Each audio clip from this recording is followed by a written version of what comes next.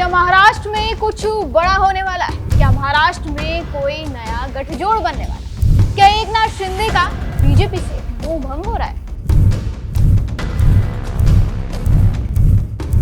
ये तमाम सवाल इस वक्त महाराष्ट्र की राजनीतिक हवा में घूम रहे हैं। सोचिए, दो ऐसे नेता जिनके बीच बीते कई सालों से तल्खी हो रही है। अगर उन नेताओं के बीच मुलाकात शुरू हो जाए तो राजनीति की गलियारों में हलचल मचना स्वाभाविक है। कई तरह के सवाल उठेंगे, उसके मायने समझे जाएंगे और ऐसे ही कुछ हो रहा है महाराष्ट्र की राजनीतिक गलियारों। बीते कुछ दिन पहले महाराष्ट्र के सीएम देवेंद्र फडणवीस और उद्धव ठाकरे के बीच मुलाकात हुई, जिसके बाद महाराष्ट्र की सियासत में कुछ दिनों से जो सुगबुगाहट चल रही है, अब वो धीरे धीरे एक बड़े सियासी उलटफेर की तरफ इशारा कर रही है।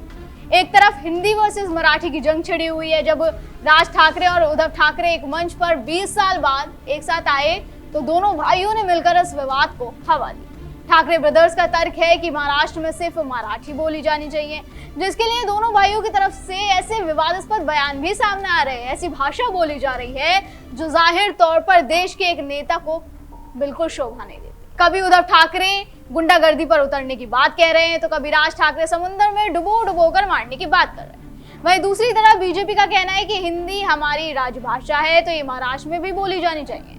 अब ये दोनों पार्टियां इस मुद्दे को लेकर आमने सामने एक दूसरे पर तंज कस रही है और उन्हीं दोनों के पार्टी के बड़े नेता देवेंद्र फडणवीस और उद्धव ठाकरे एक बंद कमरे में लगभग 20 मिनट तक बातचीत करते हैं। विधान परिषद के सभापति राम शिंदे के कक्ष में ये मुलाकात होती है, जिससे कई तरह के कयास लगने शुरू हो गए, क्योंकि इसमें सबसे हैरानी की बात यह है कि जब ये बैठक हुई तब राम शिंदे खुद अपने कक्ष में मौजूद नहीं थे।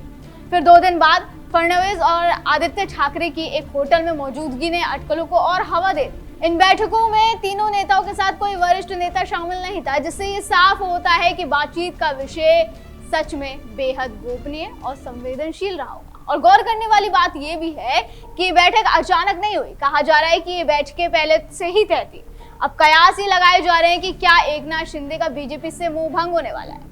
ऐसा क्यों कहा जा रहा है उसका कारण मैं आपको बता देती हूँ। ऐसे कयास इसलिए लग रहे हैं क्योंकि इस मुलाकात के बाद शिंदे गुट में बेचैनी बढ़ गई है। उधर उद्धव ठाकरे की पार्टी ने मुख्यमंत्री एकनाथ शिंदे के मंत्रियों और विधायकों पर हमले तेज कर दिए। शिवसेना यूबीटी के नेता अंबादास दानवे और अनिल परब हाल के हफ्तों में कई ऐसे मामले को सामने लेकर आए जिनमें शिंदे गुट के मंत्री या उनके परिवार सीधे तौर पर जुड़े हुए हैं। मंत्री संजय शिरसाट के बेटे की होटल डील से लेकर गृह राज्य मंत्री योगेश कदम की मां के नाम पर जारी बार लाइसेंस तक एक के बाद एक खुलासे ने शिंदे गुट की परेशानी बढ़ा दी है। हाल ही में आपको याद होगा कि अनिल परब ने खुलासा किया कि कांदिवली के एक बार का लाइसेंस रामदास कदम की पत्नी के नाम पर है। आरोप है कि यहाँ डांस बार चल रहा था, जिसे पुलिस रेड के बाद बार को बंद कर दिया गया।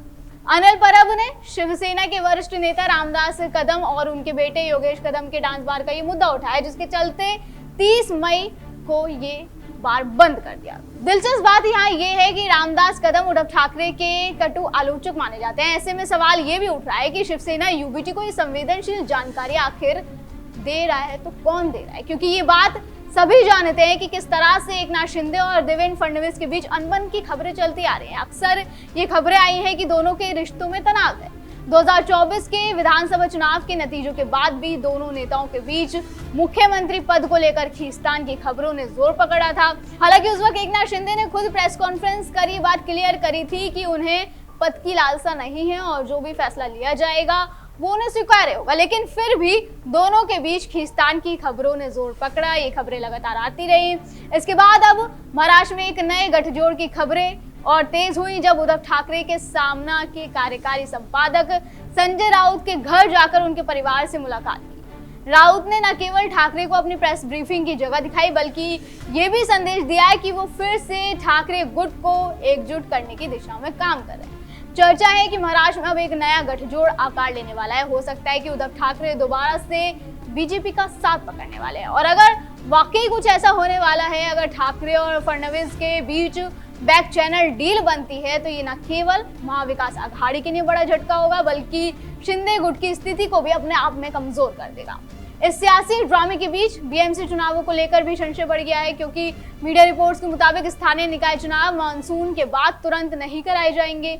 चुनाव आयोग इन्हें 2 से 3 चरणों में कराने की योजना बना रहा है और संभवतः मुंबई, पुणे, ठाणे जैसे बड़े शहरों की महानगर पालिकाओं के चुनाव अंतिम चरण में होंगे। यानी राजनीतिक दलों को अभी थोड़ा और इंतजार करना होगा। अब इस मुलाकात को बीएमसी चुनाव से भी जोड़ा जा रहा है, जो महाराष्ट्र की सबसे धनी नगर पालिका के लिए होते हैं, और ये चुनाव सभी पार्टियों के लिए बेहद महत्वपूर्ण है। ऐसे में संभावना ये भी है कि ये मुलाकात केवल बीएमसी चुनाव को लेकर हुई हो। संभावनाएं तो कई हैं, लेकिन अभी सिर्फ कयास लगाए जा रहे हैं। लेकिन अब इस वक्त जो सबकी निगाहें इस पर टिकी हैं कि क्या सच में उद्धव ठाकरे कुछ खेल करने वाले हैं, वो किसी तरफ झुकने वाले हैं, क्योंकि इस सब के बाद राजनीतिक धरातल पे ये तो साफ हो चुका है कि महाराष्ट्र में कुछ तो पक रहा है, लेकिन क्या पक रहा है वो अभी पता नहीं चल पा रहा। उसके लिए फिलहाल आपको और हमें इंतजार करना होगा।